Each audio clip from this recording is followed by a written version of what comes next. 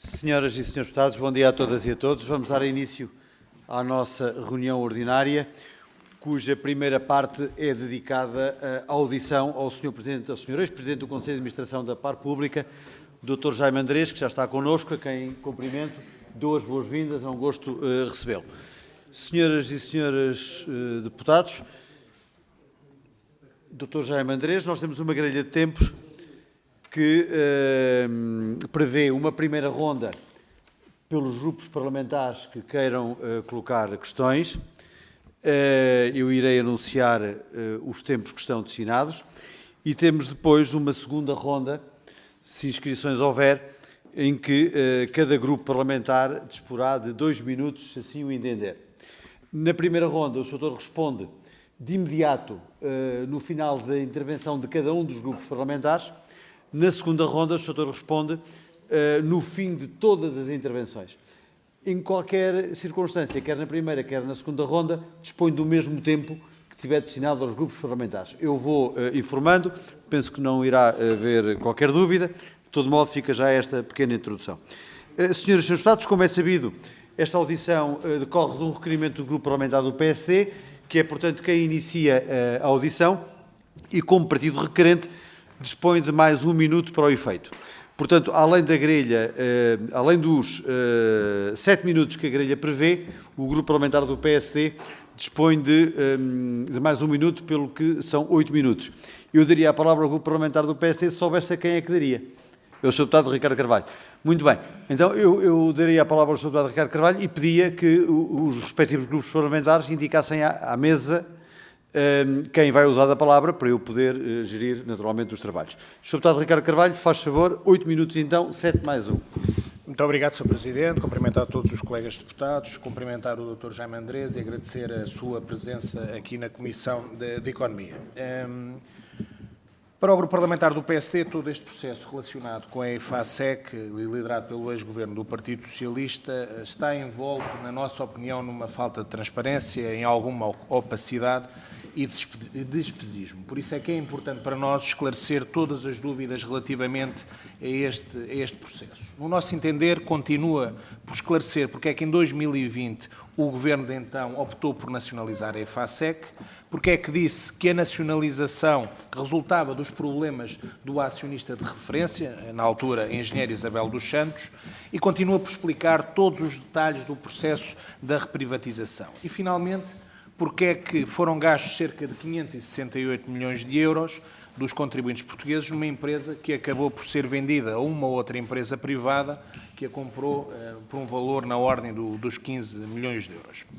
Dito isto, o Tribunal de Contas, em setembro de 2024, considerou que a nacionalização da EFASEC tinha sido decidida sem qualquer fundamentação técnica e independente do interesse público, que a operação tinha avançado sem que a EFASEC validasse verdadeiramente o argumento apresentado pela administração e de que a EFASEC era uma empresa estratégica para o país. E eu, relativamente a esta questão da empresa estratégica e do conceito de empresa estratégica, já vou voltar a este tema, e se era verdadeiramente viável e sustentável para atravessar as dificuldades de tesouraria que a empresa vivia naquela altura. Tudo isto sem que tivesse havido qualquer acompanhamento em termos de estudo e do impacto nas contas do Estado.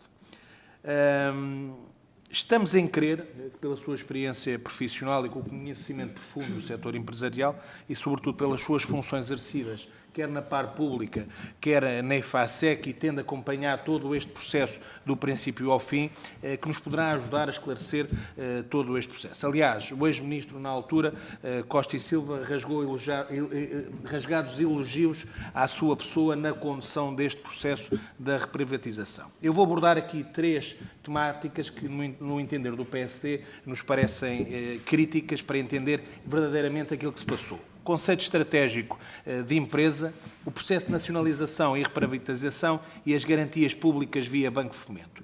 No que diz respeito ao conceito de empresa estratégica, em 2020 o PSD e o Conselho de Ministros classificou a EFASEC como estratégica porque a empresa atuava em energia, mobilidade elétrica, transportes e tinha um perfil tecnológico exportador, 400 milhões de euros de vendas, 75% de exportações, emprego qualificado, mais 2.500 postos de trabalho e relevância para a descarbonização. Isto é o decreto da nacionalização e o comunicado oficial do Governo. A verdade é que estávamos em pandemia, ou entramos num processo de pandemia, e nesta altura mais de 44% das empresas portuguesas fecharam e faliram, aliás, 44% das empresas tiveram prejuízos e mais de 2.700 empresas acabaram por falir. E nós conhecemos esta realidade e, infelizmente, todos os anos temos empresas que atravessam dificuldades e conhecem processos de falência.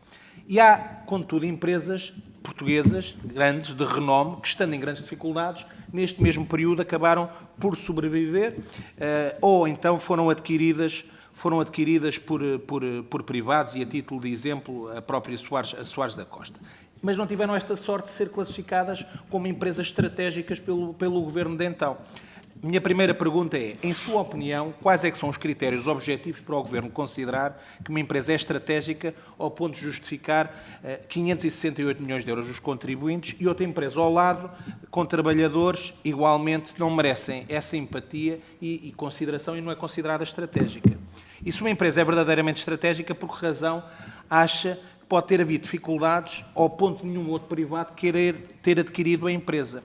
É estratégica para o Governo, ou era estratégica para o Governo, mas não era suficientemente atrativa aos investidores privados? Isto porquê? Porque no processo de nacionalização e reprivatização, nós tivemos um primeiro processo de 22 meses, 47 interessados, 2 propostas vinculativas, apenas uma proposta final que veio a desistir, o grupo DST. Segundo processo, 12 meses, 8 interessados, 4 propostas vinculativas, a escolha do Mutares. E aqui coloco-lhe uma terceira pergunta. Temos várias citações do ex-ministro Pedro Cisa Vieira a sublinhar o interesse de privados na EFASEC. Olhando para estes 2 processos da reprivatização, em que N empresas manifestaram o seu interesse na EFASEC, a verdade é que, no final, nenhuma empresa verdadeiramente quis ficar com a EFASEC. Ou seja, não escapou aqui algo ao Governo de então, à par pública, quando nacionalizou a empresa e deu este cheque em branco? O que é que surpreendia e afastava verdadeiramente aqui os potenciais interessados na empresa e que levou a que um único interessado acabasse por ficar com a empresa? Outra questão que eu gostaria de colocar, o ex-ministro Costa e Silva, na altura, afirmou que o Estado não era um bom acionista da EFASEC e que tem esta que estar sintonizada com os mercados internacionais e definir um plano estratégico ao fazer críticas ao primeiro processo de venda. A pergunta que lhe coloco é, enquanto administrador não executivo da EFASEC e responsável pela par pública durante o período de gestão pública, como comenta estas declarações do então ministro António Costa e Silva? E como é que o Estado, enquanto acionista, prejudicava ou limitava de alguma forma o pleno potencial da EFASEC? E o que é que considera que pode explicar o facto da EFASEC, entretanto, com capital privado, à data de hoje, já estar a recuperar e a ganhar nova dinâmica? Gostaria-lhe ainda de colocar aqui outra questão. Após a nacionalização, a par pública levou 3 meses a nomear o novo Conselho de Administração e reforçou o poder do então Presidente da Comissão Executiva, que também passou a liderar o Conselho de Administração. É óbvio que se uma das questões era o risco reputacional do acionista e tudo aquilo que o acionista causou de constrangimentos à empresa, não se percebe muito bem como é que se acaba por reforçar os poderes da pessoa que representava o atual ou o anterior acionista acumulando estes poderes. E aquilo que eu lhe pergunto é, porque é que houve a demora destes 3 meses em nomear um novo Conselho de Administração? Se havia riscos reputacionais associados à antiga acionista, o porquê de manter este mesmo CEO, além de reforçar os seus poderes? O que é que justificou esta decisão? Finalmente, gostaria de ir, nesta fase inicial, à questão das garantias públicas via Banco Fomento e Norgarante e aos empréstimos da par pública. É sabido, o Banco de Fomento, pela Norgarante, deu garantias no total de 101 milhões de euros. O Banco de Portugal veio a considerar essas mesmas garantias ilegais por violarem o limite dos 10% dos fundos próprios, exigiu uma regularização no prazo de 30 dias e abriu caminho a medidas corretivas e sanções. A par pública ainda emprestou, enquanto novo acionista, 203 milhões de euros à empresa.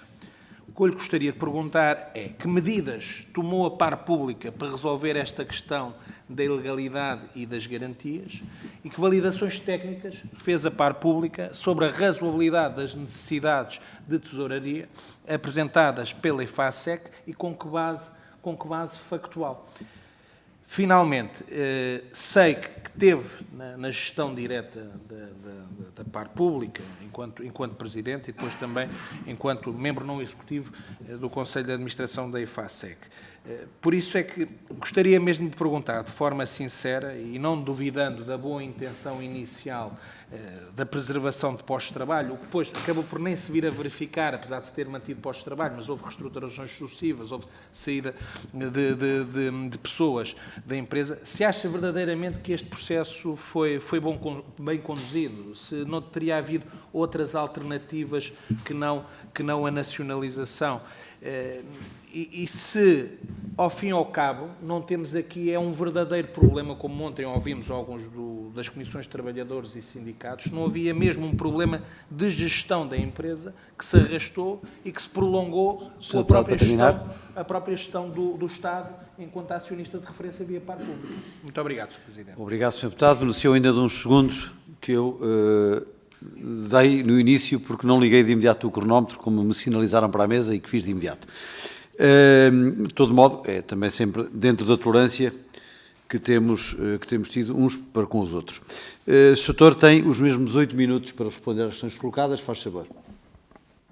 Muito obrigado, Sr. Presidente, Senhoras Deputadas, Senhores Deputados. Muito bom dia. Com grande interesse pessoal que aqui estou para tentar responder a todas as questões que entendam fazer. Quanto à nacionalização, eu não me vou pronunciar diretamente, até porque ela ocorreu antes de eu entrar na par pública. Em todo caso, poderei só adiantar que, se não houvesse nacionalização, as condições em que a empresa estava a funcionar em 2020 implicariam seguramente o encerramento da empresa. E importa aqui dizer, nesse contexto, que não foi só a pandemia. A pandemia era uma envolvente externa que condicionava o funcionamento da empresa, mas a empresa estava praticamente parada porque não tinha financiamento para a sua atividade, aquilo que se chama tradicionalmente o trade finance, porque são produtos de longo tempo de produção e que têm que assegurar aos clientes que não vai haver interrupção e prejuízo e, portanto, tem que haver garantias. Os bancos não financiavam e os bancos, e aqui respondendo a uma das questões, Sr. Deputado Ricardo Carvalho, a questão da dúvida sobre o porquê da acionista. É que os bancos exigiam, para financiarem a empresa, financiar o tal trade finance, exigiam a saída ou substituição dessa acionista. E, portanto, caso não houvesse a sua saída, e isso não ocorresse dentro de um tempo útil, a empresa não tinha quaisquer condições de funcionamento. Os 568 que, na verdade, eu direi que andarão entre a altura da minha saída, a 6 de novembro, de 2023, os 568 que eu dizia que deverão estar entre os 450, 460, 490. O valor que o Sr. Deputado, creio, adicionou tem a ver com as contingências, mas as contingências é um limite máximo. E estava-se a aprovar já no meu tempo, mas seguramente agora, portanto, mas isso só poderá ser dito pela própria EFASEC ou pela par pública que acompanha naturalmente o processo, que esse limite era muito acima daquilo que estava a verificar-se. A questão da empresa ser estratégica, mais uma vez, está associada à leitura que o Governo fez para a nacionalização, mas no contexto que eu conheço, e conheço a FASEC há dezenas de anos, noutras atividades visitei, intervimos do ponto de vista de incentivos e outras coisas, e, portanto, conheço a sua evolução. A empresa pertence a um cluster em que é uma empresa relevante, é a empresa mais relevante. A sua saída do mercado poria em causa muitas outras empresas, fornecedores essencialmente, centenas, e também grandes fornecedores, desculpem, por favor, grandes clientes, porque seria um problema a substituição dos equipamentos lá montados fornecidos pela IFASEC ou mesmo a manutenção dos equipamentos que estão lá montados. Era uma perturbação enorme no mercado, para além de toda a imagem externa que isso representaria.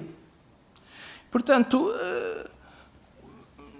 os critérios poderão estar à volta disso e daí a sua importância, e percebi que também reconhecia a importância da IFASEC, só colocava aqui o aspecto de poderia haver outras tão importantes. E, portanto, esta importância da IFASEC é uma importância daquilo que se chama indústrias industrializantes, ou seja, empresas que arrastam outras empresas.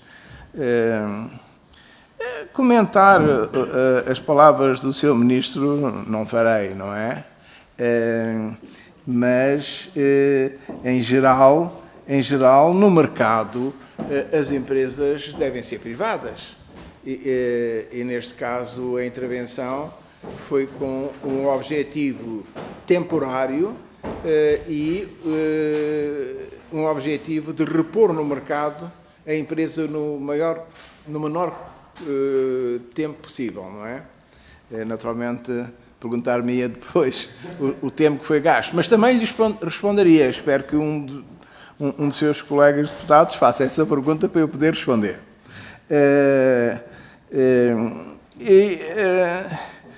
Único interessado, não. Muitos interessados, um selecionado. A dizer a bem da verdade, foram 2 selecionados. A DST no primeiro processo, não conseguiu chegar a acordo, e depois a Mutares no segundo processo. Portanto, selecionado aquele que mereceu, digamos, a satisfação geral dos critérios que subsidiavam a qualificação ou a valorização da empresa selecionada. Mais direi que, nesse contexto, foi a única que cumpria globalmente os critérios. E um deles, muito importante, era as exigências da Comissão Europeia. Porque, se não cumpríssemos os requisitos da Comissão Europeia, eu, entre outros, porei apenas 2, que era a do MEO teste, ou pode-se dizer o teste de operador do mercado, ou seja, que outra empresa, uma empresa do mercado estaria em condições de também estar interessada ou cumprir critérios de compra da empresa, e um outro, foi um critério exigente e que também está associado ao tempo que se despendeu, que era todos os stakeholders tinham que sacrificar-se, com menos ou com mais, de acordo com a natureza de cada um e com a dimensão de cada um, mas todos. E quando eu estou a dizer todos, estou a dizer os bancos, os obrigacionistas, 6 bancos, 27 obrigacionistas, a própria MGI, a Par Pública, todas tinham que sacrificar. Era preciso negociar com estes todos. Não era agora negocio com um obrigacionista e fecho e passo para o outro obrigacionista e fecho e passo para um banco e fecho. Não, não. Negociava com uns, negociava com outros, voltava atrás, porque tudo estava dependente de tudo, tudo exigia que os outros tivessem... Doutor, para terminar, por favor. Muito bem. Muito obrigado. Muito obrigado. Passamos ao grupo parlamentar do Chega. O Sr. Deputado Pedro Tavares tem 6 minutos. Faz favor.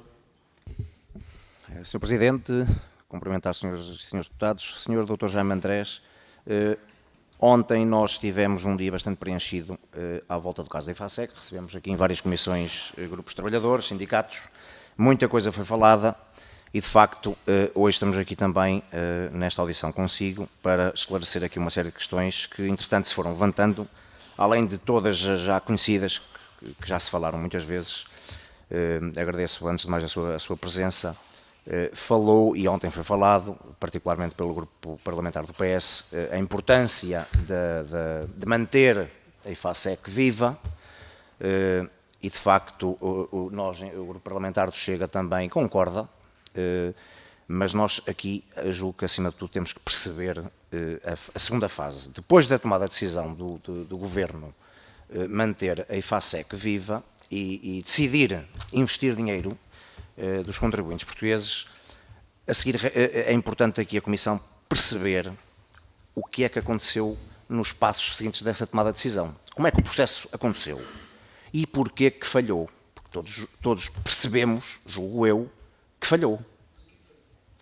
Eu vou continuar a intervenção e vou explicar, vou tentar sintetizar.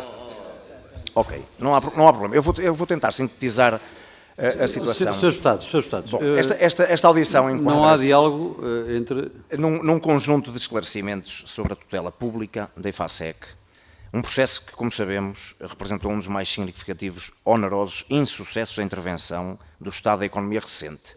E isto é verdade, não vale a pena estarmos aqui com rodeios, porque foi de facto um insucesso gravíssimo do Estado português numa intervenção de salvamento de uma empresa privada. O caso IFASEC, eu vou explicar, o caso IFASEC é hoje um símbolo da forma do Estado, que falhou em toda a linha na gestão de uma empresa que dizia ser estratégica e viável. Dizia ser e é, mas não se conseguiu, com todo o processo que foi decorrendo, cumprir manter esta estratégia e esta viabilidade. A IFASEC é uma empresa de engenharia tecnológica com grande peso nacional, sobretudo nas áreas de energia e mobilidade elétrica, na altura. Após o escândalo do grupo empresarial de Isabel dos Santos, principal acionista da IFASEC, o governo português decidiu nacionalizar a empresa em 2020, já percebemos que nessa altura ainda não estava, alegando a necessidade, como ontem foi falado, de salvaguardar postos de trabalho e ativos estratégicos por aí fora. Ok. A Par Pública foi a entidade estatal que ficou com a tutela acionista da IFASEC, gerindo o processo de nacionalização e posterior reprivatização. Em 2022-23, o governo decidiu e anunciou a venda da IFASEC à Mutares. Processo que foi criticado por falta de transparência, indefinições contratuais e custos para o Estado que ainda hoje não se sabem muito bem quais foram.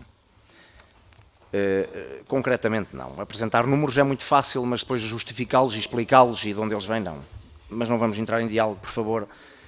Durante este processo houve fortes perdas financeiras e dívidas de grau de acompanhamento de controle da Par Pública sobre a gestão e execução da empresa. Bom, 5 anos depois da nacionalização de 2020 temos uma empresa vendida por 15 milhões e aqui vou fazer as questões. Depois do Estado ter injetado mais de 500 milhões ou menos ou mais, consoante essas questões que já foram aqui mencionadas, através da Par Pública e do Banco de Fomento. E aqui entrou o Tribunal de Contas. O Tribunal de Contas foi claro, não houve fundamentação técnica nem estudo independente, não se estabilizou a situação financeira, não se salvaguardaram todos os postos de trabalho, para não dizer só os postos de trabalho, e a operação acabou por agravar o prejuízo para os contribuintes. O Sr. Dr. Jaime Andrés, enquanto Presidente na altura da Par Pública, teve um papel direto na execução desta operação e na gestão da tutela acionista da IFASEC. É essencial perceber o que falhou, quem decidiu e quem foi realmente responsável por este descalabro económico. A primeira questão é, o Tribunal de Contas afirmou que não existiu qualquer estudo técnico e fundamentação independente que justificasse a nacionalização e, portanto, a primeira questão é, a Par Pública elaborou ou recebeu algum parecer técnico que sustentasse esta decisão? Ou limitou-se a executar uma ordem pública e política? Sim. A segunda questão, após a nacionalização, a par pública passou a tutelar a EFASEC, que controlo efetivo exerceu sobre a gestão da empresa. Houve relatórios regulares, auditorias internas, alertas sobre o risco financeiro, ou foi uma mera gestão à distância e sem o verdadeiro escrutínio que ela exigia? A terceira questão é que a par pública canalizou 445 milhões de euros em capitalizações, suprimentos e garantias, é este valor que tenho aqui. Como justifica esse volume de despesa pública sem retorno e sem medidas eficazes de reestruturação? E uma questão bastante importante, quem é que aprovava estas injeções de capital? Portanto, será a par pública ou o Ministério das Finanças? A quarta questão é, o processo de venda foi tudo menos claro, portanto, a par pública participou na escolha do comprador e na avaliação da proposta da Mutares, se teve a influência direta, se foi único, como é que funcionou a compra e a avaliação e a decisão da compra pela Mutares. E a quinta questão é, em algum momento o senhor sentiu-se condicionado por instruções políticas diretas do Ministério das Finanças ou da Economia na condução deste processo, ou admite que a par pública foi usada como instrumento para legitimar uma decisão puramente política e economicamente ruinosa? Finalmente, olhando hoje para os resultados, reconhece que a nacionalização ou posterior venda da EFASEC foram um erro grave da política económica e do Estado português? Obrigado, Sr. Presidente. Muito obrigado, Sr. Deputado. O Sr. Doutor tem os mesmos 6 minutos para responder às questões colocadas, faz favor. Muito obrigado, Sr. Presidente. Muito obrigado, Sr. Deputado Pedro, pelas questões. Porque falhou, porque o insucesso? A meu ver, não falhou. A meu ver, teve o sucesso que era possível ter. Não manteve os trabalhadores todos.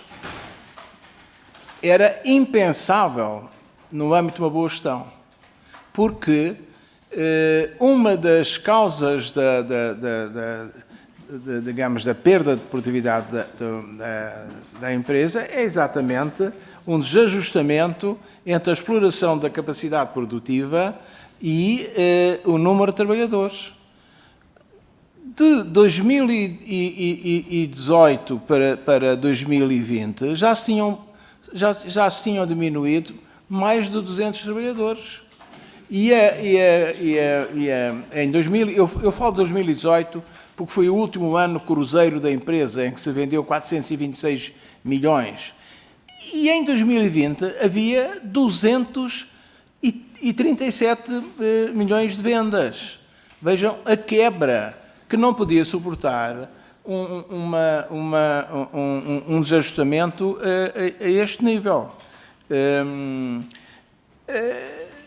O plano para a libertação de pessoas já vinha antes. Já se tinham libertado, por acordo ou saídas normais, já se tinham libertado 200 e tal trabalhadores. Claro que a vontade de todos nós, de mim próprio, era manter a totalidade. Mas isso não era um bom ato de gestão. O relato da auditoria diz que perderam-se um quarto. Eu prefiro dizer, que eu leio sempre as coisas na positiva, eu prefiro dizer mantiveram 75% dos trabalhadores. Desculpe este entusiasmo, mas é porque eu vivi muito perto disto, foram muitas horas, muitos dias, reuniões quase todos os dias, já por falar o que é que aconteceu depois.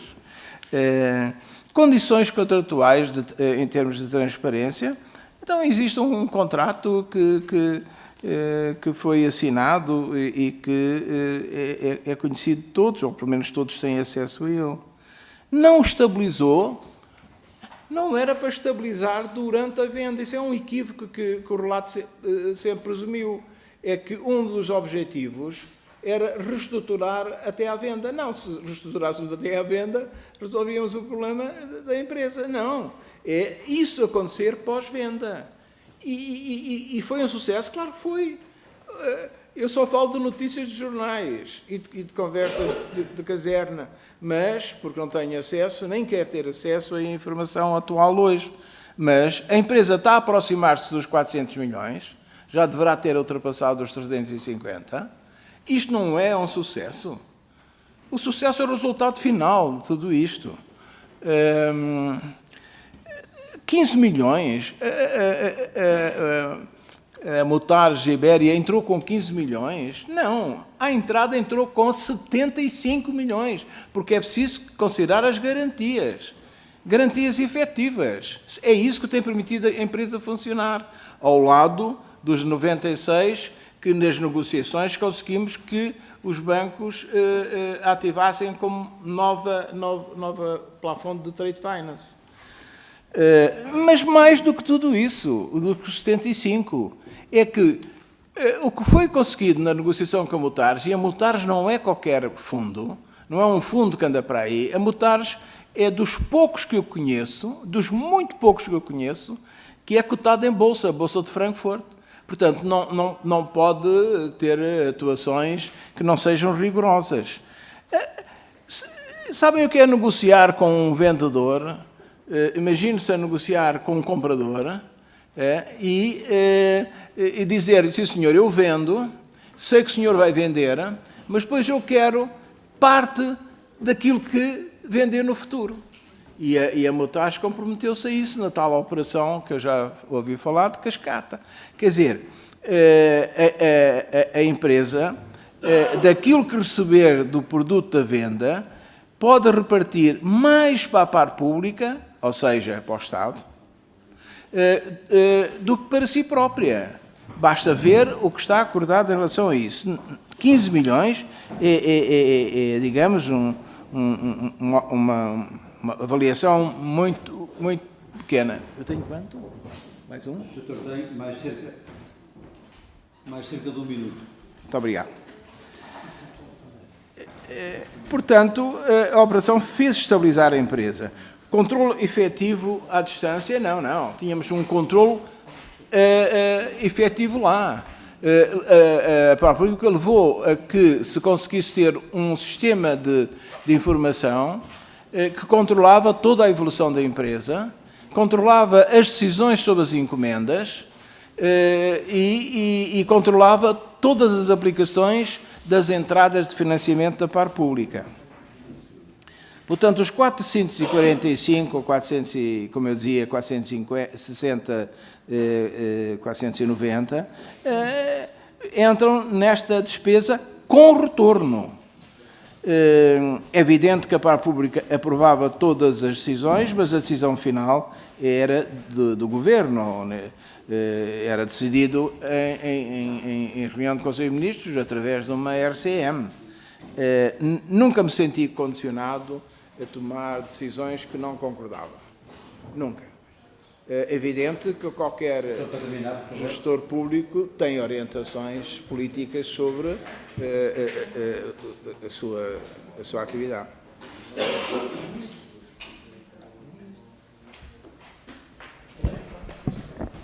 Senhores Srs. Deputados, peço desculpa, há aqui um problema técnico. Eu não sei se também não há microfones daquele lado. Bom, temos de fazer aqui um compasso de espera, porque era a vez do grupo parlamentar do PS que está sem som. Portanto, temos que resolver aqui o problema.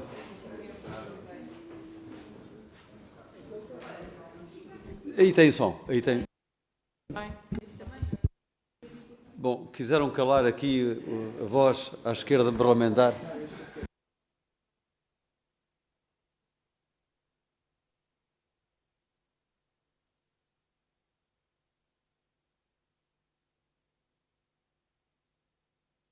Mas técnicos. Já voltou.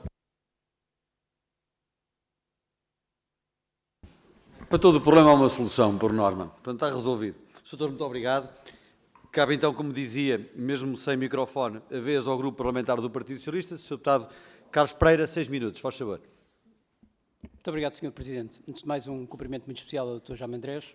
Muito obrigado por ter vindo e agradeço já algumas das informações que fui dando, que me permite também, de alguma maneira, fazer aqui alguns comentários antes de algumas perguntas. Os meus comentários têm a ver com a circunstância de entendermos porque é que estamos cá. Estamos cá porque o PSD entendeu que teria que reavaliar aquilo que se passou entre 2020 e o momento atual, na sequência da nacionalização da EFASEC e a sua reprivatização. Reprivatização que era obrigatória, tendo em conta as condições da União Europeia no que diz respeito aos auxílios de Estado, ela tinha que ser feita daquela maneira, senão não tínhamos nenhuma possibilidade de salvaguardar o interesse da empresa, da empresa, dos trabalhadores, do centro de conhecimento, como fizemos em 2020, como o governo do PS fez em 2020. Mas permita-me dizer que o que assistimos aqui foi, por um lado, da parte do PSD, um profundo exercício de demagogia, em primeiro lugar, e uma profunda contradição face àquilo que fez o PSD a seguir à nacionalização. É bom lembrar que, a seguir à nacionalização, houve vários partidos nesta Casa que pediram reapreciações parlamentares relativamente à reprivatização da EFASEC, e o PSD opôs-se frontalmente, e opôs-se não apenas opondo-se no seu voto, mas dizendo de forma clara neste Parlamento que aquilo que tinha acontecido com a nacionalização tinha sido uma coisa boa para o país, boa para o norte do país, para a indústria do país e boa para Portugal e para os trabalhadores. Isso foi dito, eu não vou, escusa-me estar aqui, posso depois distribuir para os senhores que quiserem ver as informações que foram dadas na altura pelo senhor deputado Emílio Guerreiro, julgo que conhece, e portanto não se compreende como é que passado este tempo, afinal aquilo correu tudo mal. Nós afinal não gostávamos daquela situação. E portanto é de facto um exercício de demagogia por um lado e de contradição. E depois, senhor deputado, vir questionar porque é que a EFASEC é uma empresa estratégica. Não me diga que o senhor deputado ainda não compreendeu que a EFASEC é uma empresa estratégica. Não me diga que é preciso fazer essa pergunta. É de facto algo que me surpreende verdadeiramente nesta altura do campeonato e depois de falarmos tanto na EFASEC ainda não termos essa noção. É que não se pode um dia dizer que estamos a defender os trabalhadores e os centros de conhecimento de Portugal e no dia seguinte dizer que afinal já não sabemos bem se é assim. Isso não faz sentido, não é lógico, não é coerente e esta é de facto uma crítica que faço ao PSD. Por outro lado, uma outra intervenção do Chega que, permitam-me dizer, senhores deputados, com todo o respeito, e julgo que compreenderão, com todo o respeito, é de uma falta de preparação absolutamente inaceitável para um processo desta natureza.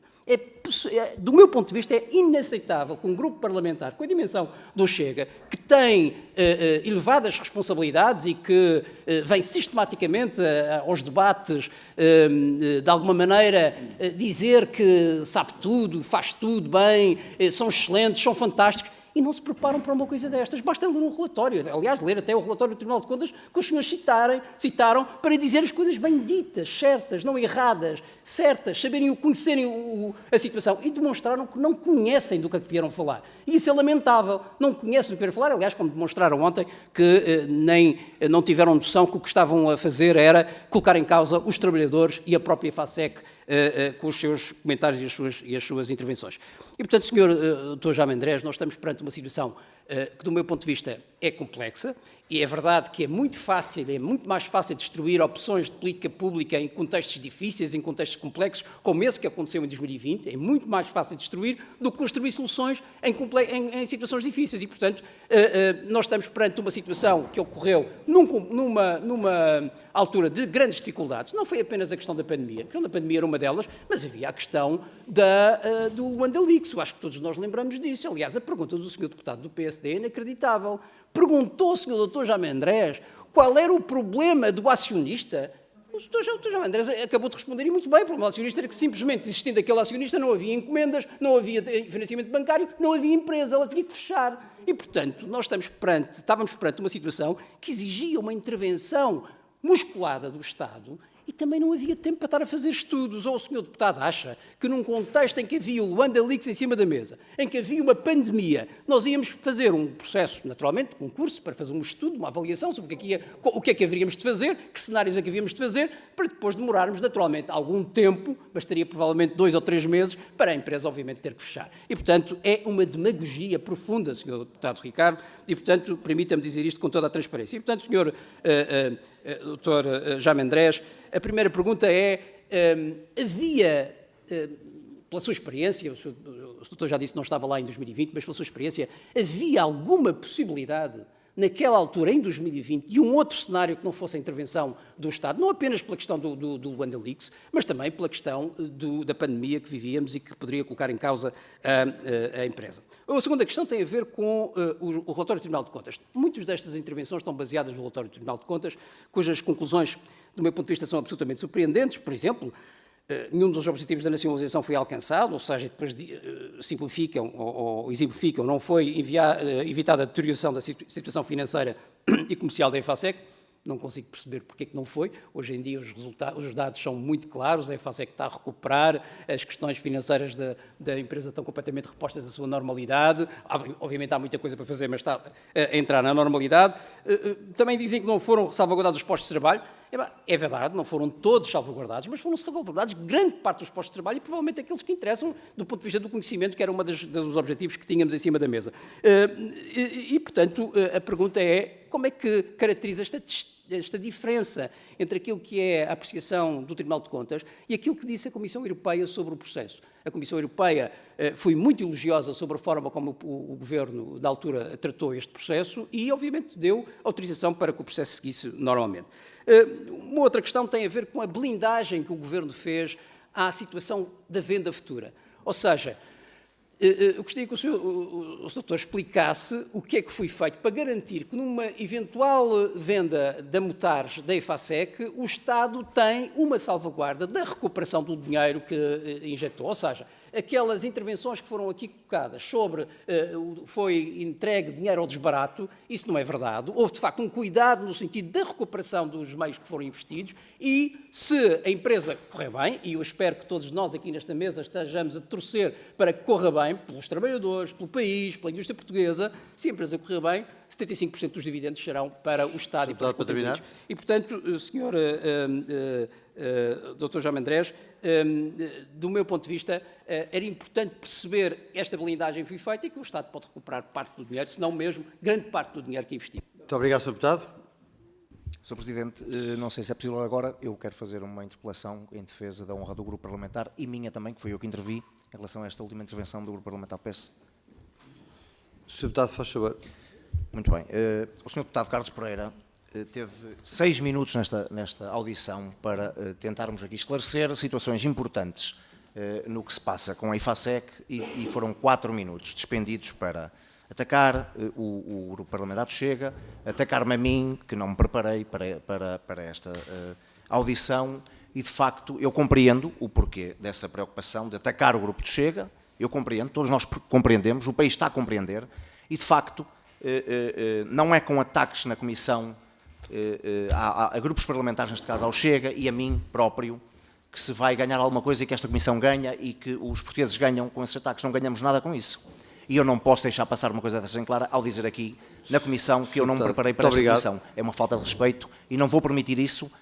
Não permiti agora, nem vou continuar a permitir. Muito obrigado, Sr. Deputado. Está feita a intervenção e a declaração e a defesa da honra. Sr. Deputado Ricardo Carvalho, faz favor. Ponto de ordem à mesa. Não, uma interpelação à mesa pela condução dos trabalhos. Uma interpelação à mesa pela condução dos trabalhos, Sr. Presidente. Apenas para dar nota e face às declarações do colega deputado Carlos Pereira, com muito respeito, ontem fomos acusados de fazer chincana política com este requerimento. Hoje fomos acusados de demagogia. Eu apenas queria dar nota que estamos a exercer um mandato dado pelos portugueses. Cabe aos deputados escrutinar a atividade do Governo, seja do atual Governo, seja de anteriores governos. É isso que o PSD fez com este requerimento e com este conjunto de audições. Mas gostaria de dizer ao deputado Carlos Pereira que sabemos perfeitamente o que é o conceito estratégico de uma empresa. A questão que colocamos, e não pode pegar nas minhas palavras e usar as minhas palavras... Isso já extravasa a interpelação à mesa pela condução dos trabalhos e também não é defesa da honra, isso é uma intervenção política. Mas se quiser eu faço defesa da honra, mas pronto. E há uma segunda ronda. Sr. Deputado Carlos Pereira. Muito obrigado, para que efeito? Foi pedido uma defesa da honra, eu tenho... Faz favor. Como sabe, o direito de poder reagir. Bom, eu queria dizer ao Sr. Deputado do Chega que eu não estou aqui para esclarecer nada. Eu não estou aqui para esclarecer nada. Não vamos, que eu não dou mais a palavra. O Sr. Deputado pode não querer ouvir, mas eu tenho o direito de falar, isso é um problema seu. Se não quer ouvir, saia da sala. Sr. Deputado Carlos Pereira, portanto, mas eu agradeço dizer que... objetivo e sintético. Qual é a figura regimental? Pá, isto só demonstra, de facto, a falta de preparação desta malta do Chega. Peço desculpa a expressão, é mesmo malta do Chega. Pá, porque, ó, Sr. Deputado...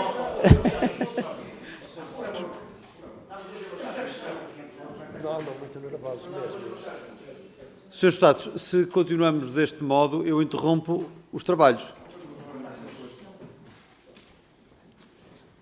Sr. Deputado Carlos Pereira, peço-lhe que termine, que seja objetivo, sintético e que termine, só saber. Muito obrigado, Sr. Presidente. Eu termino rapidamente. Só para dizer que, de facto, ao Sr. Deputado, que eu não estou aqui nesta comissão para esclarecer, eu estou aqui para questionar e para fazer política. É para isso que estamos cá. E foi isso que eu fiz, por um lado. Por outro lado, eu insisto naquilo que disse. Do ponto de vista do sentido de responsabilidade que um partido político como o Chega deve ter, é absolutamente essencial que em temas desta natureza, com esta dimensão e com esta importância, que envolve trabalhadores, que envolve economia portuguesa, indústria portuguesa, aspectos essenciais da nossa economia, é importante que as pessoas estejam preparadas e os deputados que têm essa responsabilidade estejam preparados. E o que o Sr. Deputado fez, de facto, revelou que não estava preparado para esta intervenção e peço desculpa por ter de dizer isso. Sr. Deputado. Muito obrigado. Eu concluo este ponto. Senhores Deputados, responder já ao seguinte, ao Sr. Deputado Filipe Melo, que estou mesmo a adivinhar o que é que vai alegar.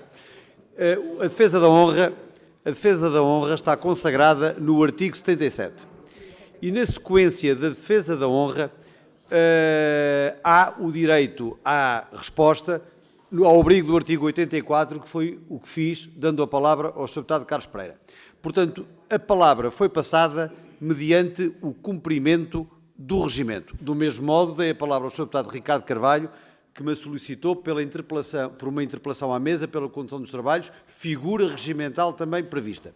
Portanto, para evitar mais acontecimentos, já enquadrei porque é que dei a palavra ao abrigo do artigo 77 e ao abrigo do 84. Dito isto, está o assunto resolvido, vamos passar àquilo que interessa, que são as respostas do Dr. Jaime Andrés, que está aqui para ser ouvido. Sr. Deputado Filipe Melo, para que efeito é que é? Mas diga-me que artigo do regimento vai alegar. Sr. Presidente, tanto quanto eu soube agora, o Sr. Deputado Pedro... Perguntei-lhe, pediu uma palavra para que efeito? Para a interpelação à mesa. Pela condução dos trabalhos. Exatamente. Então, eu já expliquei Muito bem. A condução dos trabalhos.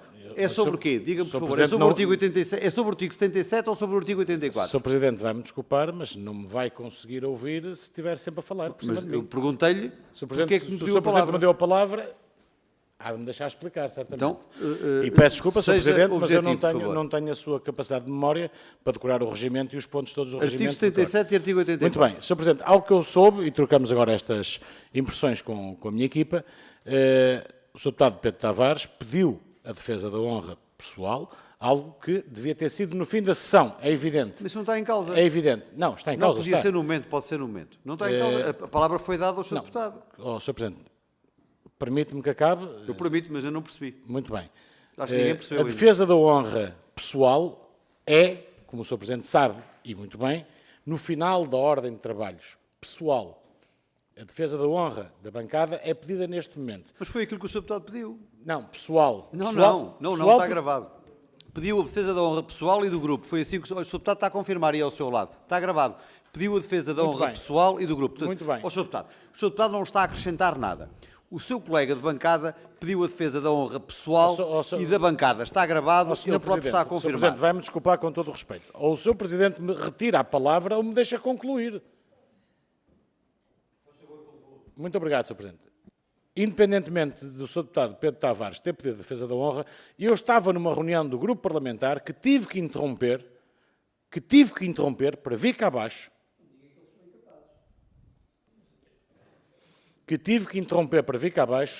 porque achei uma falta de respeito tremenda do Sr. Deputado Carlos Pereira, que há de ter alguma culpa no cartório neste processo da EFASEC, e que não quis aqui assumi-lo. E que a melhor defesa é o ataque, Sr. Presidente. Só que atacar um deputado, um dos seus pares, da forma vil como fez, não é combate político. Sr. Deputado, e por isso eu peço a defesa da honra. Eu vou interrompê-lo novamente. O Sr. Deputado pediu uma palavra por uma interpelação à mesa pela condução dos trabalhos. Para que o Sr. Presidente... Em resumo, qual é a questão em relação à condução dos trabalhos. Sr. Presidente, Me quero colocar. enquanto coordenador do grupo parlamentar do segundo maior partido desta Casa, eu peço ao Sr. Presidente que me dê o direito da defesa da honra da minha equipa. Mas o Sr. Deputado, não, desculpe, não dou, porque o Sr. Deputado Pedro Tavares pediu a palavra para esse efeito, usou da palavra, Certo. e, portanto, certamente, Ó, a Sr. defesa da Presidente, honra... então, peço ao Sr. Presidente, uma vez que conhece bem o regimento, que me indique qual é o artigo do regimento em que não podem ser pedidas duas defesas da honra. Sr. Deputado, a mim compete-me conduzir os trabalhos. Também não há nenhuma figura regimental que permita fazer defesas da honra umas atrás das outras. Não, mas então eu peço uma defesa da honra. O Sr. Presidente vai ter que, e está gravado, vai ter que me negar essa defesa da honra invocando um artigo. Sr. Deputado, eu não vou invocar artigo nenhum, mas não lhe dou a palavra. Eu acho que estamos a exceder-nos, não há razões para isso. O Sr. Deputado Pedro Tavares usou da palavra no momento certo, porque pediu a defesa da honra pessoal e a defesa da honra do grupo parlamentar, foi assim que foi dito e é assim que está gravado, ele próprio já o confirmou, foi-lhe dada a palavra, o Sr. Deputado fez a intervenção, de seguida, ao abrigo do artigo 84, dei a palavra ao Sr. Deputado Carlos Pereira. Cumpri integralmente o regimento. Por meio disto, ou no meio disto, dei a palavra ao Sr. Deputado Ricardo Carvalho, que legitimamente e também no cumprimento do regimento, me pediu pediu a palavra para uma interpelação à mesa. Só uma pequena interpelação. Para que efeito, Sr. Deputado? Eu fiz a interpelação de defesa da honra do grupo parlamentar e minha pessoal, devido ao que tinha sido falado do grupo parlamentar do PS, e logo de imediato foi novamente pedida também no grupo parlamentar do PS.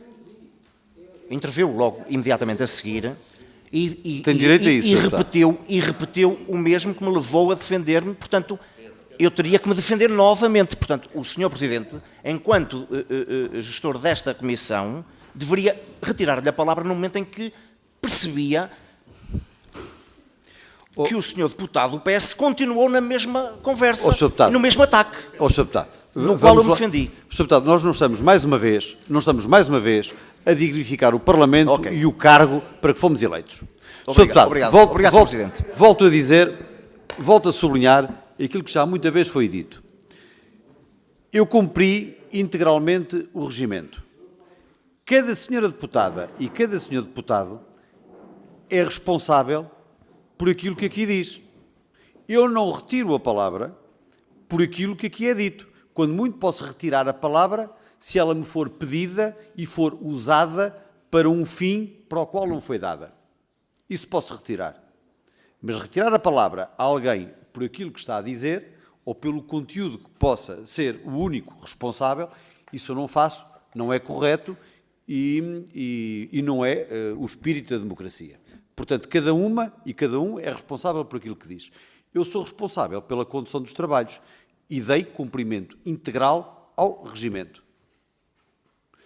Dito isto, lamento esta interrupção, Sr. Doutor, dou-lhe a palavra para, em 6 minutos, responder às questões que foram colocadas.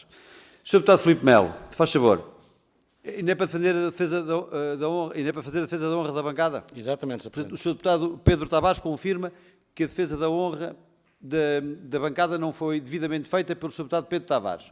E, portanto, como não foi devidamente feita pelo Sr. Deputado Pedro Tavares, o Sr. Deputado Filipe Melo entende que não foi bem feita e, portanto, quer a palavra para esse fim. É isso?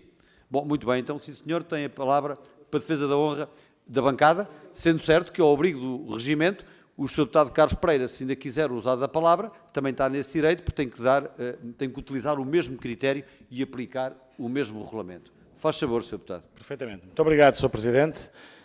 Cumprimento os Srs. Deputados, cumprimento o nosso convidado, a quem apresento desde já as desculpas por este episódio, que não era de todo previsível, mas passando diretamente ao motivo pelo qual eu pedi a palavra ao Sr. Presidente, é porque entendemos que não vale tudo, na política não vale tudo.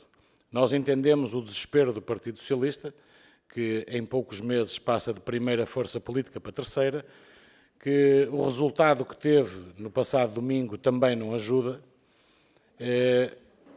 mas o que mais me custa, Sr. Presidente, é perceber que no meio de tantos ataques que foram dirigidos a um deputado do Grupo Parlamentar do Chega, chegamos ao nível zero do que é a política. É dizer que um colega não está preparado. Isso é a mesma coisa que dizer que 1.400.000 eleitores portugueses com o mesmo direito que elegeram alguém que não está preparado para os defender. E isso eu não revejo no Sr. Deputado Carlos Pereira, nem em ninguém, a capacidade para julgar a decisão do povo português. Isso é o primeiro ponto. Segundo ponto... Já passou o tempo, são 2 minutos para a defesa da honra. Eu por acaso não pus a contar, estou a contar no relógio, mas já passou largamente o tempo. Vou concluir, Sr. Presidente, só deixar aqui um refresh de memória ao Sr. Deputado Carlos Pereira. É que no tempo em que o Sr. Deputado Carlos Pereira esteve envolvido em graves polémicas nesta Casa, enquanto deputado, em que organizou reuniões, em que teve que sair de uma comissão de inquérito à TAP, em que foi forçado a abandonar por decisão do Parlamento, ninguém fez esta chincana política. Ninguém. O grupo parlamentar do Chega manteve-se quieto, impávido e sereno por respeito a um dos seus pares. E o que aqui foi feito foi tudo menos respeitar os pares. E o que eu exijo, Deputado, muito porque obrigado. nós Já assim terminou o seu fazemos. tempo. Uma coisa são brincadeiras políticas, outra coisa é o debate político sério, que era o que estávamos aqui a fazer. E o que o Sr. Deputado Carlos Pereira fez, e que eu não admito, é gincana política. É ataque pessoal quando isto está a ser gravado, ataque pessoal a um colega de outro partido, mas que não deixa de ser um colega deputado. Muito obrigado. Sr. Deputado, está percebido. Sr. Deputado Carlos Pereira, faz favor. Sr. Presidente, muito obrigado. Naturalmente que o Grupo Parlamentar do Partido Socialista não tem nenhum interesse em prolongar este ambiente de profunda hostilidade que o Partido Chega quer instalar nesta audição. O que me parece um bocadinho desolador e até contraditório é o senhor deputado acusar o grupo parlamentar do Partido Socialista de ofender a capacidade de um dos deputados do Chega e ter anunciado que veio a correr de uma reunião porque vinha defender um dos seus colegas. Ora, o seu colega já tinha feito a defesa da honra, tinha feito dentro daquilo que é possível fazer a defesa da honra, não me parece que tenha sido mal feita. Tinha havido uma resposta conforme prevê o regimento prevê uma resposta, penso que o Sr. Deputado sabe disso, e, portanto, o assunto estaria terminado. Mas o Sr. Deputado, que acha que deve defender a capacidade dos seus deputados, e que todos devem fazê-lo, foi o primeiro a vir dizer que o seu colega deputado não tinha capacidade para fazer a defesa da honra. É lamentável que tenha feito isso ao seu colega. E, portanto, eu insisto naquilo que disse no início. E vou dizer isto para que o Sr. Deputado Filipe Melo perceba. Eu não disse que o Sr. Deputado era um incapaz. Eu disse que o Sr. Deputado não se preparou de forma capaz para esta audição e não o fez, pelo aquilo que disse, é possível demonstrar que não o fez, e insisto, não se preparou e a pena, porque o tema é muito relevante e muito importante. Muito obrigado. Obrigado, Sr. Deputado. Damos como terminado este episódio. Sr. Deputados, eu aconselho vivamente, sobretudo os senhores coordenadores, o Sr. Deputado Filipe Melo e todos, a que se dê a devida atenção ao regimento e, neste caso em concreto, ao artigo 77 e 84. Sr. Doutor, peço desculpa por esta interrupção. Vamos ao que interessa. Tem 6 minutos para responder às questões que lhe foram colocadas. Muito obrigado, Sr. Presidente. Muito obrigado, Sr. Deputado Carlos Pereira, pelas questões, que registrei 4, da possibilidade de uma alternativa. Como eu disse, eu não gostaria muito de falar sobre os motivos por trás de uma nacionalização, mas poderia só adiantar que qualquer alternativa tinha que ser tão rápida quanto a da nacionalização. Imagine a compra por outro alguém com a mesma rapidez. Não é? Relativamente ao Tribunal de Contas e os objetivos, eu já tive a oportunidade de falar sobre isso. Eu, ao contrário do Tribunal de Contas, que tem um equívoco de considerar que a reestruturação deveria ser feita durante o período que antecede à venda, não era essa, digamos, o grande objetivo. O grande objetivo estava associado a manter a empresa no mercado,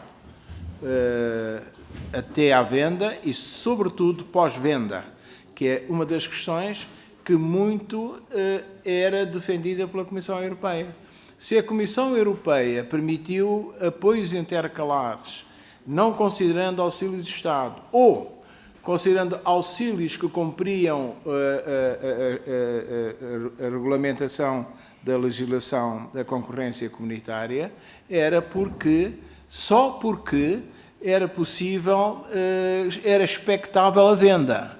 Era muito importante a venda, a reposição da empresa no mercado nas melhores condições para a sua recuperação, manutenção da valia industrial, manutenção do emprego, enfim, manutenção da marca. E aqui é muito importante dizer que durante este período a marca EFASEC teve muito ativa, porque a empresa nunca deixou de ter encomendas durante o período até às vendas. E sei que agora, até porque isso acontece no âmbito de algum dos segmentos do mercado da empresa, a empresa já nem consegue responder a encomendas que tenha em determinadas áreas, como dos transformadores de potência. Portanto, a empresa continua relevante como fabricante de transformadores de potência e de distribuição, continua a ter um papel primordial e ativo na criação de soluções para redes de mobilidade ferroviária e de metro ligeiro, mantém uma carteira ativa para exportação nos mercados mais exigentes, chamados de primeira linha, que são os europeus e os americanos, preservou a maioria dos trabalhadores, mais de 70%, 75%, e mantém o seu contributo, que já aqui foi referido pelo Sr. Deputado, julgo que Ricardo Carvalho, da contribuição para a descarbonização da economia. A empresa pós-venda está a cumprir aquilo que foi desenhado no business plan, está a aproximar-se do cruzeiro que havia em 2018, já terá ultrapassado os 350 milhões de euros de vendas e porventura, poderá, no final deste ano ou no primeiro trimestre do ano que vem, atingir a marca possível dos 400 milhões. Isto relativamente aos objetivos. A empresa manteve-se, a empresa encontrou no final do processo de venda uma solução de reestruturação, inicialmente financeira, porque a operacional e comercial esteve sempre equilibrada. Em relação à Comissão Europeia, já meio disse, portanto, a Comissão Europeia, com quem nós dialogámos desde o início do processo, mesmo do início do processo da DST, como com o início do processo da Mutares, a Comissão Europeia acompanhou toda a evolução das negociações, não nos deixando sair daquilo que poderia levar a ser considerado auxílio de Estado nas nossas intervenções e permitir viabilizar a venda, considerando que o plano era bom e que até era melhor que aquele que se estava a atingir com a DST. Está na carta. Relativamente à blindagem, não me lembro bem, só tenho aqui blindagem, não me lembro bem da questão. Sr. Deputado, só para clarificar a questão que está por responder, faz favor. A pergunta é, na sequência da reprivatização, ficou acordado os termos de saída da Mutares, ou seja, quando a Mutares fizer a venda, qual é os contributos para o Estado, basicamente? Sr. Deputado, faz favor. Claro que sim. Está no contrato de compra e venda exatamente os termos da saída. Não sai sem autorização do Estado, ou seja, da parte pública, se for antes de 3 anos. Eu admito que nunca será será nos 5 ou 7 anos, que é a tendência da Mutares, normalmente vende entre os 5 e os 7 anos. Devo dizer que já fez 130 e tal intervenções, nenhum insucesso e todos os 70 e tal que já foram vendidos foram realmente bem-sucedidos. Portanto, o que está registado é aquela operação em cascata que vai definindo quanto fica para cada um em intervalos do valor de venda, em que, somando essas percentagens, daria, se não valores iguais para a parte pública e para a Mutares, valores superiores para... Estou para terminar. Muito obrigado. Para terminar a primeira ronda, o Sr. Deputado Miguel Rangel, do Grupo Parlamentar da Iniciativa Liberal, faz favor, Sr. Deputado, 5 minutos. Muito obrigado, Sr. Presidente, senhores e senhoras deputados. Sr. Dr. Jaime Andrés, muito obrigado pela sua presença nesta audição, que consideramos absolutamente fundamental para esclarecer aquilo que consideramos ser um dos processos mais lesivos de intervenção pública numa empresa privada da nossa história recente. A nacionalização da EFASEC, anunciada em julho de 2020, foi justificada com base na necessidade de salvar uma empresa estratégica, garantir a preservação de postos de trabalho e da sua viabilidade económica. Mas, 5 anos depois, os resultados são inegavelmente desastrosos. Segundo o Tribunal de Contas, e aqui cito, não foram atingidos os objetivos políticos definidos para a nacionalização. O que se verificou, de facto, foi o desgaste continuado da situação económico-financeira da empresa, o agravamento das suas dívidas e a perda acelerada de cota de mercado e ainda o risco de insolvência técnica. Mais de 484 milhões de euros foram injetados diretamente pelo Estado até maio de 2024, um valor que pode atingir 564 milhões de euros, incluindo responsabilidades contingentes. Tudo isto para, em outubro de 2023, se anunciar a venda da EFASEC por 15 milhões de euros. Como é que uma empresa que, nas palavras do então Ministro Pedro Cisa Vieira, era viável e com resultados positivos, se degradou a este ponto nas mãos do Estado? Sr. Doutor, enquanto Presidente da Par Pública, a entidade pública que assumiu o controle acionista da EFASEC, o seu papel neste processo foi central e, por isso, gostaríamos de deixar aqui algumas questões relativamente a este processo. No que toca à fundamentação da nacionalização, porque é que a Par Pública, enquanto acionista, não exigiu uma avaliação técnica e independente da real viabilidade da empresa antes da sua nacionalização? Houve algum parecer externo, ou existiu algum parecer externo, ou análise de risco que sustentasse que a EFASEC era de facto estratégica para o país? Relativamente à gestão durante a fase pública, deixo 2 questões. Que medidas concretas foram tomadas pela Par Pública para garantir a estabilidade operacional da EFASEC? E como se explica que, mesmo com centenas de milhões de euros injetados, a empresa tenha continuado a perder contratos e mercados? Relativamente à reprivatização falhada, questões que já foram colocadas, mas que eu julgo que importa ainda uma resposta mais detalhada. O primeiro processo de reprivatização falhou porque o único candidato que se manteve desistiu. O que correu mal nesse processo? Por que razão não foi aberto um novo concurso público transparente, em vez de negociações sucessivas com poucos ou nenhuns concorrentes? E ainda, relativamente ao impacto dos contribuintes e na economia, é importante que se dê alguma justificação aos contribuintes que suportaram mais de 500 milhões de euros para, no fim, vender uma empresa por apenas 15 milhões.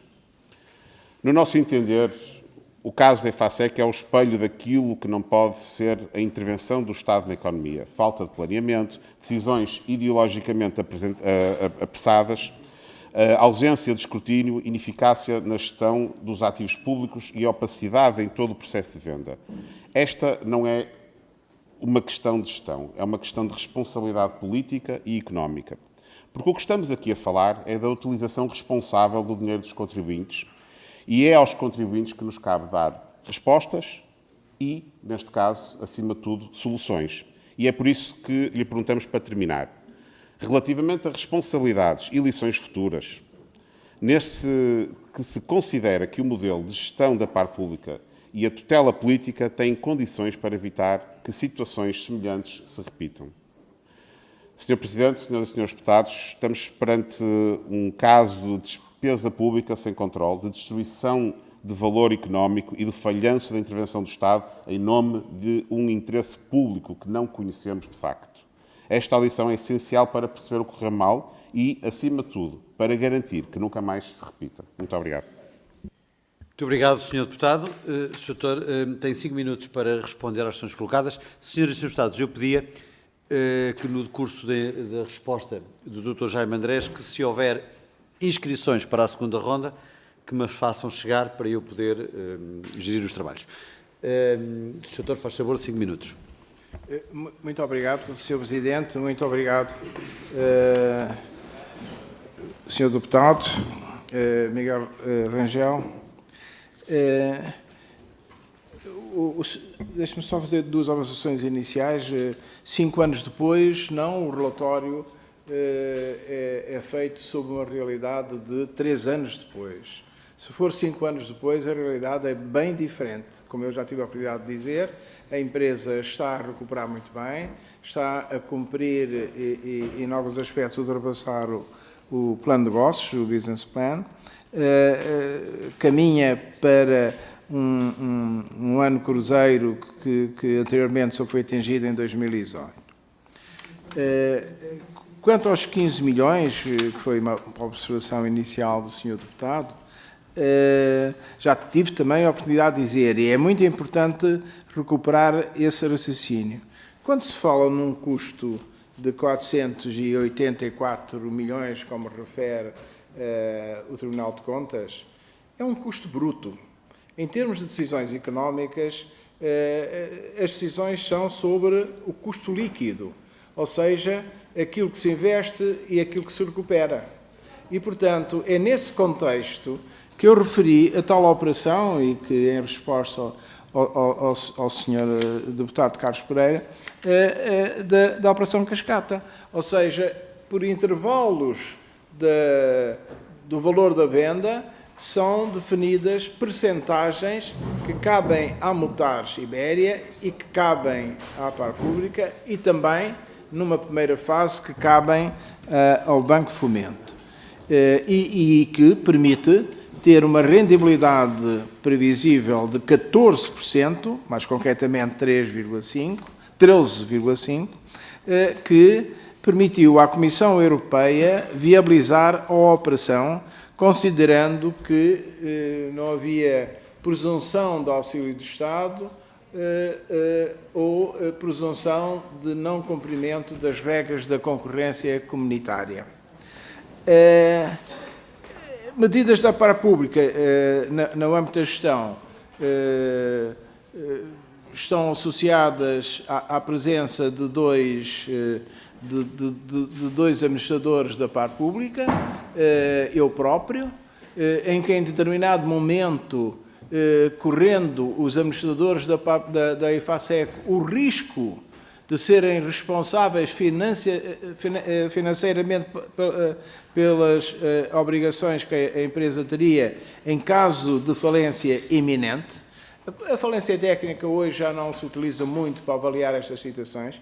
É a falência iminente, que é aquela que a empresa fecha quando se observa que no curto prazo ela não vai responder às obrigações iminentes. E a intervenção da Par Pública foi exatamente o financiamento da Par Pública, que todos admitem que foi um financiamento a 100% para manter a empresa em atividade. Não é verdade. O financiamento da Par Pública foi para manter 50% das necessidades de tesouraria. A IFASEC responsabilizou-se pelos outros 50% e conseguiu com os acordos tripartidos, que foi uma excelente medida de gestão e com entradas próprias. Portanto, dentro dos 50% da IFASEC, cerca de 80% eram por esses acordos tripartidos. Portanto, o impacto dos contribuintes tem que ser visto nesta análise líquida de custos e retornos. Da questão estratégica já falámos, não vou falar.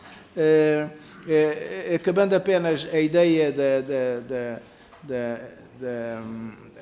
da minha presença lá, enquanto Presidente da PAR Pública, foi fundamental, com riscos de responsabilidades individuais, financeiras, foi fundamental para manter toda a equipa de gestão em funcionamento.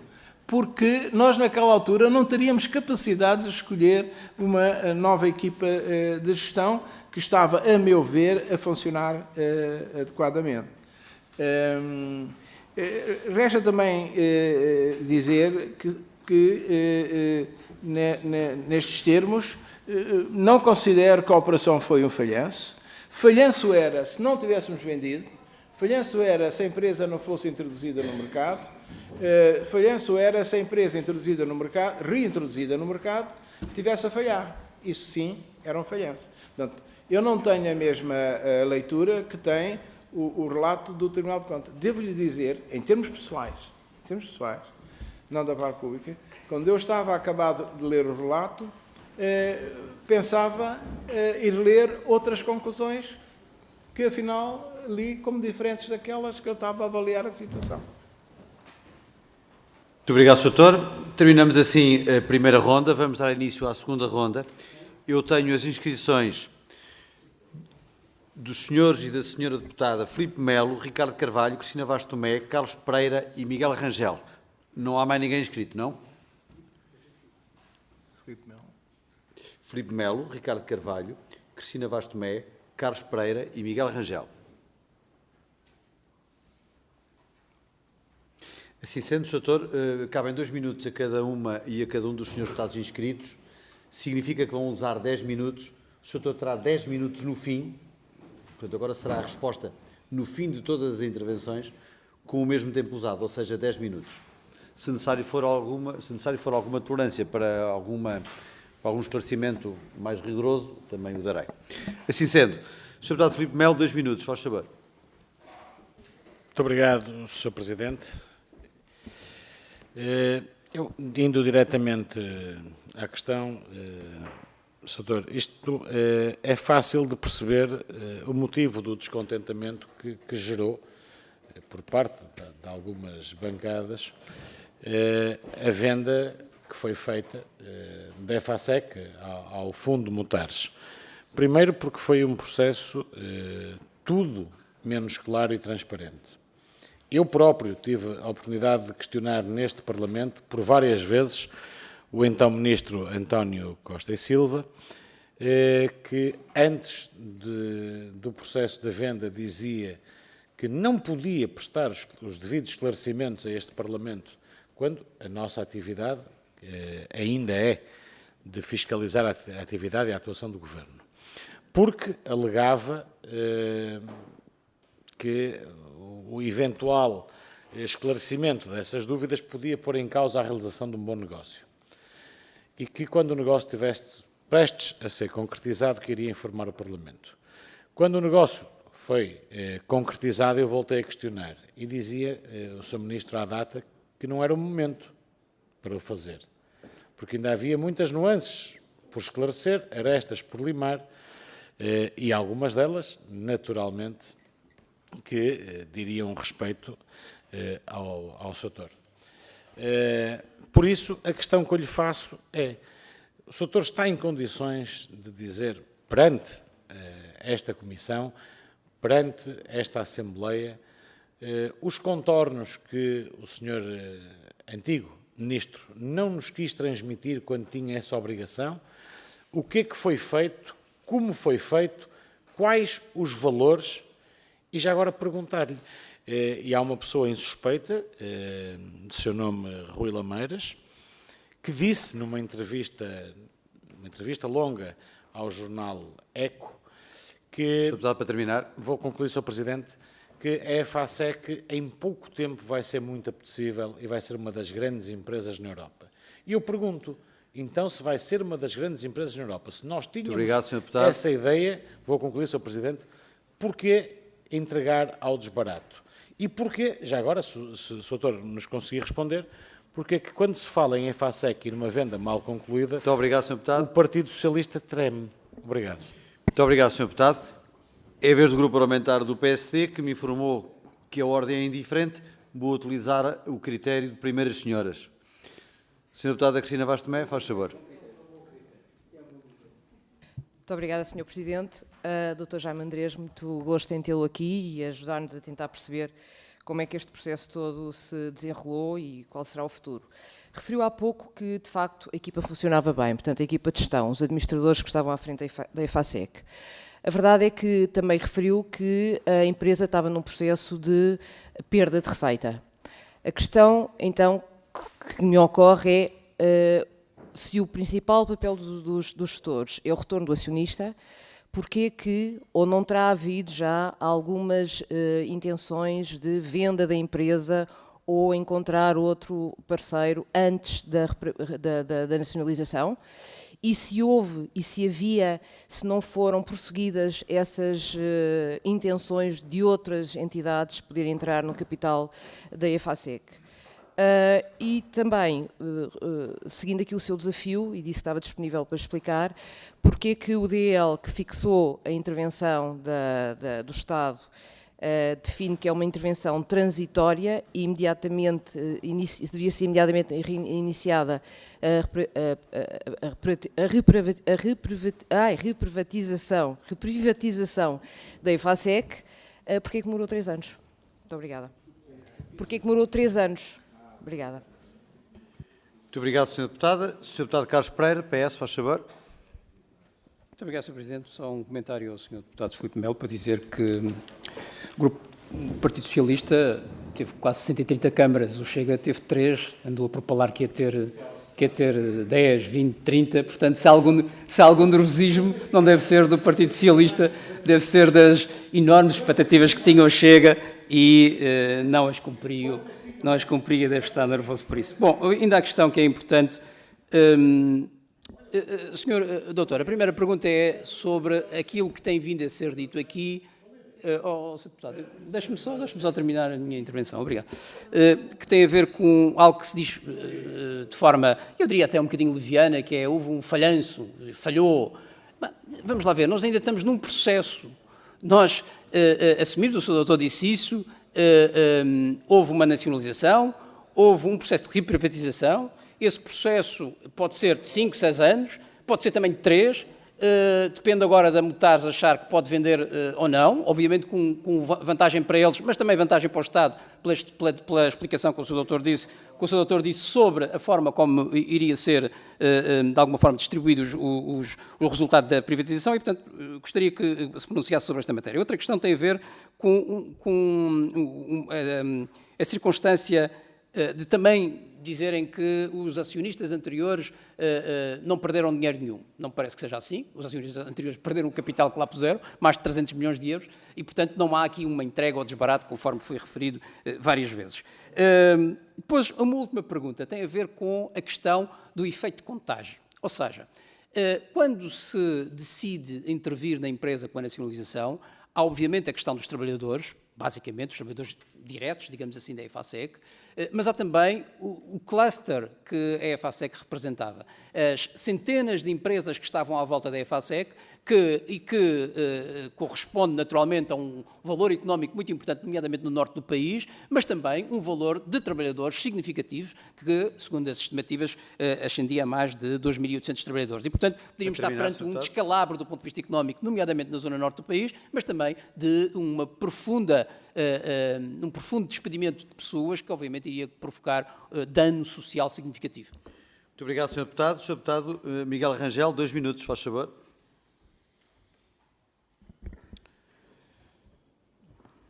Muito obrigado, Sr. Presidente. Eu falo em falhanço porque um investimento de 500 milhões sem retorno à data que falamos, isso sim, será naturalmente um falhanço, porque 5 anos depois são esses os dados que temos. Mas, naturalmente, entendemos as perspectivas futuras, entendemos o negócio que foi feito, mas como também tivemos um Ministro que tinha muitas certezas sobre a viabilidade e o sucesso da EFASEC, eu agora então pergunto-lhe se está em condições ou se nos quer transmitir em quanto tempo então podemos esperar esse retorno, com os dividendos futuros que estão naturalmente negociados e que já referiu aqui várias vezes e que são naturalmente importantes. E por isso, aqui coloca-se a questão de qual o prazo estimado de que podemos esperar sobre esse retorno. E repito também já agora algumas questões que julgo que ficaram de responder, porque fala-se e falou-se muito do interesse estratégico da EFASEC, mas, no entanto, ficamos aqui por opiniões, ou seja, houve de facto uma avaliação sobre esse interesse estratégico, em que é que é assente essa decisão, e também parece-me importante que os contribuintes saibam que antes de serem investidos 500 milhões do seu dinheiro, que se faça uma avaliação técnica independente sobre a real viabilidade da empresa. E por isso, também já foi aqui dito que não houve tempo ou que não havia condições, mas eu não sei se isso são respostas suficientes e, portanto, mais uma vez eu pergunto se foi feita uma avaliação técnica independente da real viabilidade da empresa antes da sua nacionalização. No que toca também à reprivatização, penso que também na sua resposta não falou, mais uma vez questiono, houve um concorrente que ficou, que se manteve e que depois desistiu. Se nos puder dar alguns esclarecimentos sobre esse processo, também agradecia. Obrigado. Muito obrigado, Sr. Deputado. Para terminar esta segunda ronda, no que diz respeito aos grupos parlamentares e aos Srs. Deputados, Sr. Deputado Ricardo Carvalho, faz favor, 2 minutos. Muito obrigado, Sr. Presidente. Antes de colocar a minha questão, só gostaria de repor aqui alguma da verdade. O PSD nunca foi contra a nacionalização da empresa. Na altura, o PSD foi a favor de uma nacionalização transitória e rápida para encontrar um novo acionista para a empresa. Não era uma questão ideológica, nem se colocava a questão da pandemia, porque haveria linhas próprias de financiamento ou de flexibilidade laboral para as empresas que estivessem em situação difícil na pandemia. Era uma questão económica e importante e transitória. A verdade é que demorámos 3 anos e 4 meses a encontrar um novo acionista. E essa é que é a questão. O porquê de tanto tempo, o porquê de um processo sobre processo com pouca transparência e de que forma é que a gestão do Estado, enquanto acionista, assim que assumiu a empresa, ao injetar dinheiro da empresa, o que é que o Estado fez? Limitou-se a pagar salários durante este período todo? Resolveu problemas estratégicos na empresa com fornecedores?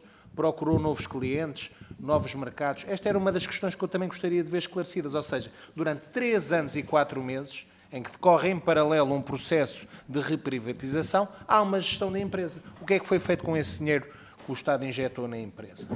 Foi para pagar salários? Foi só para pagar salários, quer dizer, por muito respeito que tínhamos pelos trabalhadores, é uma fatura demasiado elevada. E foi isso que aumentou a exposição do Estado à empresa. Um processo demasiado longo para encontrar um novo comprador. Não deixo de questionar aqui e gostaria de perceber em todas as negociações que foram feitas ao longo de todo este processo, se de alguma forma sentiram abertura da banca para rever a sua posição ao nível da empresa ou se de alguma forma se sentiram pressionados pela própria banca neste processo desta necessária nacionalização. Isto porquê? Porque havia uma exposição grande da empresa à banca e a banca de alguma forma também bloqueou a solução. De recordar, não sei se nos pode ajudar, na altura a anterior acionista tinha também um processo, e os próprios bancos um processo de encontrar um novo investidor ou um novo acionista para a empresa. Essa situação não se concretizou, mas aí gostaria de saber, a banca ficou numa posição mais confortável, com garantias públicas, se de alguma forma sentiram alguma pressão nesse sentido por parte da banca. Muito obrigado. Muito obrigado, Sr. Deputado. O Sr. Doutor tem então, conforme anunciei no início, 10 minutos para responder, embora tenha que dar primeiro a palavra ao Sr. Deputado Carlos Pereira para uma interpelação à mesa pela condução dos trabalhos. Muito obrigado, Sr. Presidente. Só para informar que o Grupo Parlamentar do Partido Socialista gostaria de distribuir aos Srs. Deputados. Não teria necessidade de se distribuir, porque, pelo que percebi, os Srs. Deputados basearam as suas intervenções no relatório do Tribunal de Contas e só falaram do dinheiro que foi injetado, e eu queria distribuir a página 3, parágrafo 8, linha 4 e 5, que diz basicamente que no projeto de reestruturação prevê-se o retorno de 385 milhões de euros para a parte pública.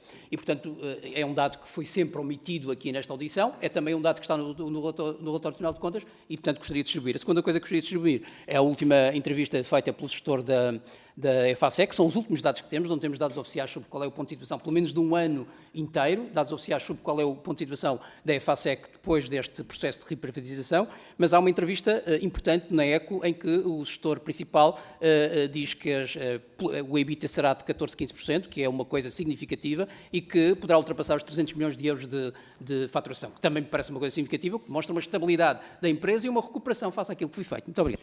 Muito obrigado, Sr. Deputado. Fará o favor de fazer chegar os documentos, que serão de imediato distribuídos. Sr. Doutor, agora sim, 10 minutos para responder às questões colocadas por todos os grupos parlamentares. Faz favor. Muito obrigado, Sr. Presidente. Muito obrigado, Sra. Deputada, Srs. Deputados, pelas questões que foram colocadas. Penso que são questões que vão permitir-me esclarecer ainda mais aspectos importantes aqui. 3 anos, o prazo, que preocupa todos. Eu quero recordar que nós tivemos 2 processos na vontade, na determinação de se viabilizar a empresa, de manter a empresa no mercado, repor a empresa no mercado. Houve vontade e, portanto, no fim do primeiro processo, avaliámos bem as possibilidades, benefícios, custos associados e entendeu-se que deveria-se fazer mais uma insistência e, portanto, um segundo processo. Cumprindo os procedimentos previstos na lei, que têm prazos, que têm fases. No segundo processo, por exemplo, diminuímos uma das fases. Ultrapassámos a fase das propostas não vinculativas e passámos diretamente às vinculativas. Há também os tempos de decisão do Governo por cada vez que se propunham decisões intercalares de todo este processo. Realmente, se houvesse encurtamento nestes prazos, eu admitiria que era no primeiro processo e não no segundo, que eu acho que foi muito veloz. Está dentro dos prazos das reprivatizações, é mesmo assim, reprivatizações das empresas que andam à volta de um ano e meio. Portanto, aqui ter em conta que são 2 processos. Não esquecer também o processo negocial. Garanto-vos reuniões todas as semanas, às vezes mais que uma por dia, com obrigacionistas, com mutares, com a MGI, com os 6 bancos, com o Governo, com a Comissão Europeia, com a Autoridade da Concorrência. Todas essas entidades não eram vistas, penso já ter dito atrás, peço desculpa repetir-me, de que não era fechar com um, fechar com o outro. Não! Quando se negociava com os bancos, eles exigiam que os obrigacionistas tinham que fazer isto. Quando se negociava com os obrigacionistas, os bancos tinham aquilo. Quando se negociava com mutados, exigia isto da MGI. Quando se falava da MGI, quer dizer, e esquece que a MGI viabilizou a operação ao viabilizar a Operação Harmónio. Também se deu o seu capital e as suas prestações acessórias. Não está nas contas da intervenção dos privados, mas porventura deveria estar. A abertura da banca nunca houve. Até encerrar-se o processo nunca houve. E não estou aqui a dizer que a banca, que são mauzões. Têm que cumprir regras. A empresa estava classificada, tecnicamente, pelo Acordo Brasileiro, estava classificada como empréstimos não produtivos. O que quer dizer que têm plafons, a banca tem plafons para esse tipo de empréstimos, portanto não podia cumprir. Portanto, não podia cumprir e não houve. Tentámos nós negociar com toda essa gente, não houve possibilidade.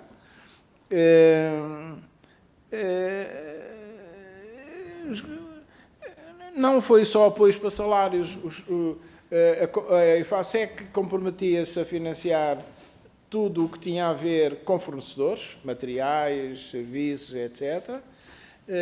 Na solução dos acordos debatidos, financiou 50% das necessidades de tesouraria, mas os outros 50%, que era Estado, Fisco e Segurança Social, dívida garantida bancária, porque se não fosse paga a empresa fechava, trabalhadores e fornecedores, só os que tinham ações em tribunal.